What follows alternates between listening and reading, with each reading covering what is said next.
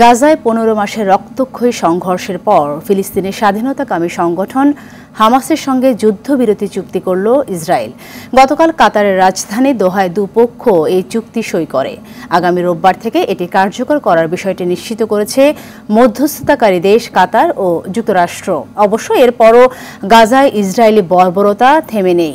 যুদ্ধবিরতিতে সম্মত হওয়ার পর থেকে ফিলিস্তিনের অবরুদ্ধ এই ভূখণ্ডে চালানো ইসরায়েলি হামলায় কমপক্ষে 30 ফিলিস্তিনি নিহত হয়েছে। বিস্তারিত থাকছে রাকিব হাসানের রিপোর্টে।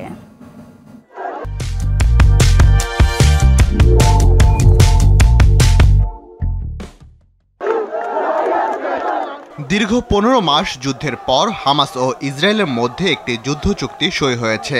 এই অবস্থায় আনন্দ উদযাপন করছে গাজার ফিলিস্তিনিরা। আগামী রোববার থেকে যুদ্ধবিরতি কার্যকর হতে চলেছে।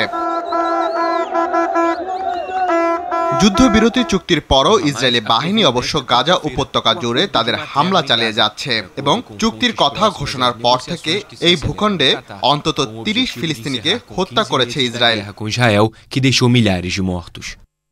হামাসের কর্মকর্তা ইজ্জাত আল রিকেশ জানিয়েছেন, কাতারের রাজধানী দোহায় যে চুক্তি হয়েছে তাতে গাজা থেকে ইসরায়েলি বাহিনীর সম্পূর্ণ প্রত্যাহার, বাস্তুচ্যুত লোকদের তাদের বাড়িতে ফিরে যাওয়া এবং যুদ্ধের স্থায়ী সমাপ্তি সহ ফিলিস্তিনি গোষ্ঠীর সমস্ত শর্তই পূরণ করা হয়েছে।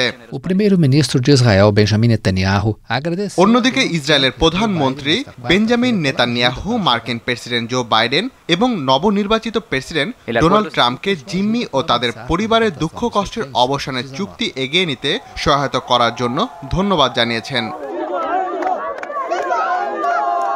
রাকিব হাসান, RTV।